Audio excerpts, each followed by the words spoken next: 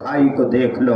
अपनी अहलिया मोहतरमा से कहा, अमा तुम भी तवज्जो कर लो, हुसैन आजम की 3 बीवियां करबला में मौजूद थीं। तारीख के सफ़े पर जिसे शोहरत मिली है वो हजरत शहरबानो है, मगर और भी अज़वाज मुतहरात आपके साथ थीं। आपकी भतीजी हसन की बेटी भी आपके साथ थी, हजरत मुस्लिम की बच्ची भी आपके साथ करबला में थी। सब खवातीन एक साथ होकर हुसैन आजम की जियारत कर रही हैं। फरमाते, ले आओ मेरी माँ का दुपट्टा मुझे दो। आपको दिया गया, आपने उसे अपनी कमर में बतौर पटका बांधा है। आपको मुस्तफा जान रहमत की दस्तार दी गई है, आपने अपने सर पर उसे सजाया है। हजरत अली उल मुर्तजा की तलवार दी गई है, अपनी कमर से लटकाया है। हजरत जाफर तैयार का नेजा दिया गया है, उसे अपने बाजू पर संभाला है। मिस्री ढाल अता की गई है, उसे अपनी गर्दन से लटकाया है। हजरत मौलाए कायनात को हसन की कमान, हजरत मौलाए कायनात के दिलबंद को, इमाम हुसैन को हसन की कमान दी गई है, आपने उसे अपने बाजू से लटकाया है। और जब करबला का रुख फरमाया है, अपने घोड़े पर सवार हो रहे हैं, घोड़े को एड़ लगाना चाहते हैं, घोड़ा आगे नहीं बढ़ रहा है, आपने एड़ लगाई, घोड़ा अपनी निगाह झुका लेता है, फिर एड़ लगाई, निगाह झुका ले रहा है, फिर एड़ लगाई, सर नीचे कर लिया, तो आप अपने सवारी से उतर गए। जब उतरते हैं तो देखते क्या हैं कि सकीना दोनों पांवों को पकड़कर घोड़े के बड़ी बरजस्तगी से खड़ी हैं। आपने फरमाया, बेटी तुम क्या कर रही हो? तुम मेरी राहों में बाधे डालती हो, तुम क्या कर रही हो? तुम इस शहादत के रास्ते में रोड़े बन रही हो, तुम क्या कर रही हो? तुम हमें रोकने की कोशिश कर रही हो। हजरत सकीना ने कहा, नहीं अब्बा, आप फरमाते, बताओ जब अली अकबर गया था तो तुमने ऐसा नहीं किया था, अब्बास गए मैदान कारजार में तो तुमने ऐसा नहीं किया, अली असगर गए तो तुमने ऐसा नहीं किया, अब तुम ऐसा क्यों कर रही हो? तो सकीना ने कहा, मेरे बाप हैं आप जाएंगे तो मैं जानती हूं जो करबला की जमीन पर जा रहा है वो वापस नहीं आ रहा है। वो गए थे तो मुझे कोई गम नहीं था, भाई गया तो मैं बेगम थी, चचा गए मैं मगमूम नहीं हुई थी। अब आप जा रहे तो आप मेरे बाप हैं, आप जाएंगे तो मैं यतीमा हो जाऊंगी, आप जाएंगे तो मैं बेसहारा हो जाऊंगी, आप जाएंगे तो मैं किसके सीने पर अपना सर रखकर सोऊंगी, आप चले जाएंगे तो मेरे बेचैन चैन को चैन कहां से मिलेगा, आप चले जाएंगे तो तस्कीन क़ल्बी मुझे कैसे हासिल होगी? मैं चाहती हूं कि आप हरगिज ना जाएं। हुसैन आजम ने कहा, मेरी लाडली, मेरी दिलबंद, मेरी निगाहों की नजर कान खोल के सुन ले, अगर तू रोकती और मैं रुकता हूं तो अली की शुजाअत पर धब्बा होगा, अगर मैं रुकता हूं तो अली की बहादुरी पर लोग निशान और धब्बे लगाएंगे, अगर मैं ठहर जाता हूं तो यजीदी हमें ललकारेगा और वो ये समझेगा कि अब हुसैन थक हार गए हैं। 56 साल की उम्र शरीफ है, 56 साल 4 महीना कुछ दिन की आपकी उम्र पाक है। हालात ये हैं कि हौसला बुलंद है, लाशों पे लाशें उठाकर अपने भाइयों, दोस्तों, अहबाबों और बेटों की लाशें उठाकर अपने आप को थामा है। वो जा रहा है जिसे मुस्तफा चूमा करते थे, वो जा रहा है जिसे फातिमा लोरियां दिया करती थी, वो जा रहा है जो मदीने के झूले पर सोता था तो जिब्रील अमीन आके झुलाया करते थे, वो मैदान कारजार में जा रहा है जिसके लब मुस्तफा चूमा करते थे, वो मैदान कारजार में जा रहा है जो मुस्तफा के दोष पर सवार होकर मदीने की गलियों में टहला करता था। कहने वाले कहते थे, आका आप कैसी अजीम सवारी है कि आपके कंधे पर ये बच्चे सवार हैं। तो आका पलट के फरमाते, सिर्फ मुझ जैसे सवारी की बात मत कर, देख ले कि सवार कितना अजीम है। वाकई इसी अजीम पन को तैयार करके मुस्तफा जाने रहमत ने आज के लिए रखा था कि हुसैन मैदान कारजार में जा रहे हैं। आप कहते हैं अपने घर की खवातीन से फिक्र न करो, मैं अपने नाना का वादा वफा करने जा रहा हूं। मेरे नाना ने मेरे कान में जो जुमला फरमाया था मैं उसकी पूर्ति करने जा रहा हूं। मुस्तफा जाने रहमत के हुक्म की तामील करने जा रहा हूं। मैं अहले बैते अतहार का ऐसा अजीम औलाद हूं कि मैंने मुस्तफा जाने रहमत के हुक्म के तामील का वादा कर लिया है, मैं हुक्मादूली करने वाला नहीं हूं। हजरत इमाम हुसैन ने एड़ लगाई और एक ही जस्त में आदा के सामने आ गए।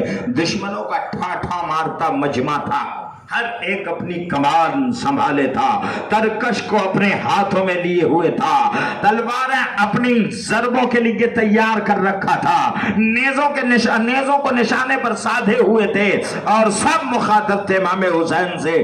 آپ نے فرمایا یزیدیوں اور یزیدی پالتو ابن زیاد کے پروردہ امر ساتھ، تو جو سنان کو، خولی کو، شمر کو یہاں لایا ہے، ہرملہ کو سپاہیوں کا افسر بنا کر یہ بھیڑ لگایا ہے، کان کھول کے سن لے کہ حقیقت یہ ہے کہ تو اسے مارنے پر آمادہ ہے جس کے لیے تو کلمے پڑھتا ہے، جس کے نانا کا تو کلمہ پڑھتا ہے، جس کے نانا کے گھر اترے ہوئے قرآن کی تلاوتیں کرتا ہے۔ خبردار، اذان جب بلند ہوتی ہے تو اشہد ان محمد رسول اللہ میں جو نام پاک ہے وہ میرے نانا کا نام ہے۔ جب نماز پڑھی جاتی ہے تو درود ابراہیمی میں جس آل نبی پر درود پڑھتے ہیں وہ ہم ہی لوگ ہیں۔ تم ہمیں قتل کرنا چاہتے ہو، اچھا نہیں کر رہے ہو، اپنی عاقبت نہ خراب کرو، تم دنیا داری کے بدلے اس طرح سے حقیقت کے سامنے سودا نہ کرو، کان کھول کے سنو، اب بھی توبہ کرو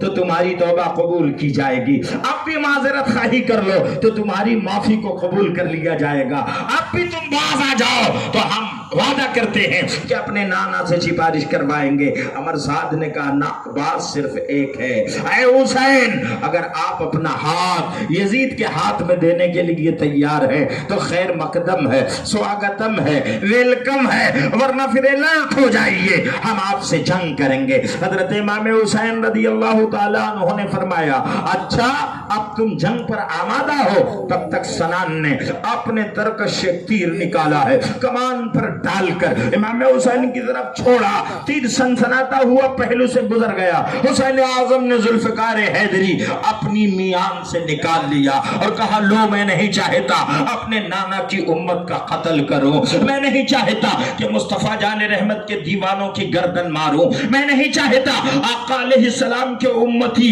جہاں بحق ہو۔ میں تو تمہیں سمجھا رہا تھا، بتا رہا تھا تم اپنی عاقبت خراب نہ کرو، نہیں مانتے ہو تو آؤ، حسین کے بازو کا زور دیکھو، حسین کی حیدری کاٹ دیکھو۔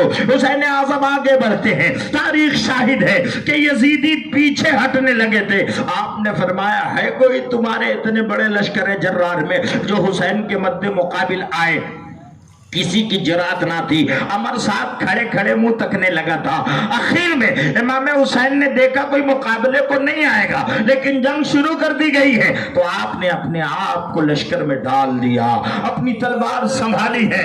اما ذوالفقار حیدری کی کاٹ کا حال یہ تھا کہ آسمان نظارے کر رہا تھا، زمین کربلا حیرت زدہ تھی، کائنات دیکھنے پر آمادہ تھی۔ حسین تلوار چلاتا کیسا ہے؟ یہ تو شہزور ہے، بازوؤں کا بڑا پاورفل ہے، حیدر کرار کا پروردہ ہے، مصطفیٰ جان رحمت کے انگشتہائے نبوت کو پکڑ کر مدینے کی گلیوں میں چلا ہے، چادر تطہیر کا سایہ ملا ہے اسے، اس کی عظیم جنگ ہوگی۔ واقعتاً حسین کے جنگ کا جواب نہیں تھا، کوئی مقابلے میں نہیں آتا، گاجر مولی کی طرح کاٹتے کاٹتے آپ دیکھیں تو لشکر کے بیرونی حصے میں چلے گئے۔ جب آخر میں چلے گئے تو سامنے نہر فرات تھی، اس نہر کی طرف اپنا رخ کیا اور کہا اے نہر تو میری قسمت میں نہیں ہے، مگر دنیا یہ نہ کہے کہ حسین نہر فرات سے قطرہ پانی بھی نہ لے سکے تھے۔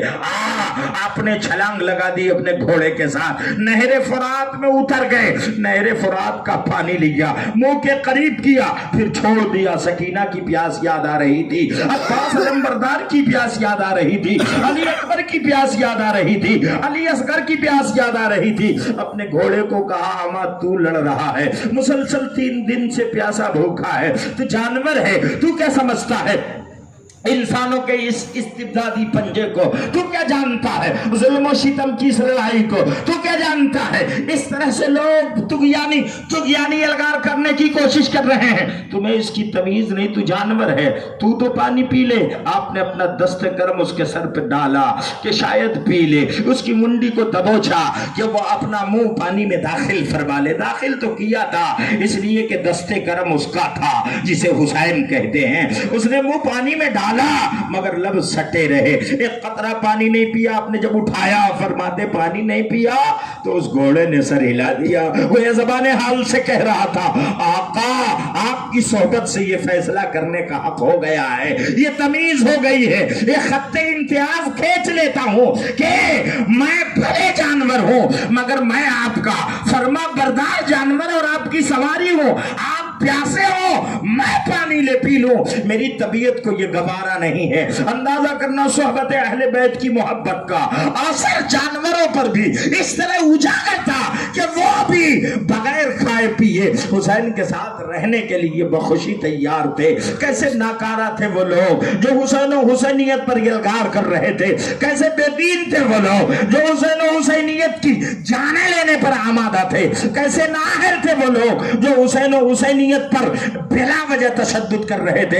حضرت سیدنا امام حسین نے پھر اپنا رخ پلٹایا ہے اور جیسے ہی نکلے ہیں بھگدڑ مچ گئی ہے، آواز آتی ہے مرصاد کی تنہا تنہا اگر مقابلے میں جاؤ گے تو دشوار کن مسئلہ ہوگا، ان سے لڑنا بہت زیادہ دشوار ہوگا، اما یلغار کرو۔ تیر مارے جانے لگے، انیوں کی بوچھاریں آپ پر پڑنے لگیں، تلواروں کی وار آپ پر پڑنے لگی۔ جب داہنی جانب اپنے آپ کو ڈالتے تھے تو گاجر مولی کی طرح یزیدیوں کو کاٹ دیتے تھے، بائیں طرف رخ فرماتے تھے تو ادھر بھی بغدر مچ جاتی تھی، بیچ لشکر میں اترتے تو میدان خالی ہو جاتا تھا۔ وہ صرف تعداد میں زیادہ تھے، جرأت مند نہیں تھے، تعداد میں جاتا تھے، حسین کے مد مقابل آنے کی جرأت نہیں تھی، تعداد میں زیادہ تھے مگر حسین اعظم سے مقابلہ آرائی کی ہمت نہیں تھی۔ خبردار حسین کے سامنے بھلا کس کی ہمت ہوگی؟ یہ وہ ہے جس نے پاکیزہ دودھ فاطمہ کا پیا ہے، یہ وہ ہے جس کے سر پر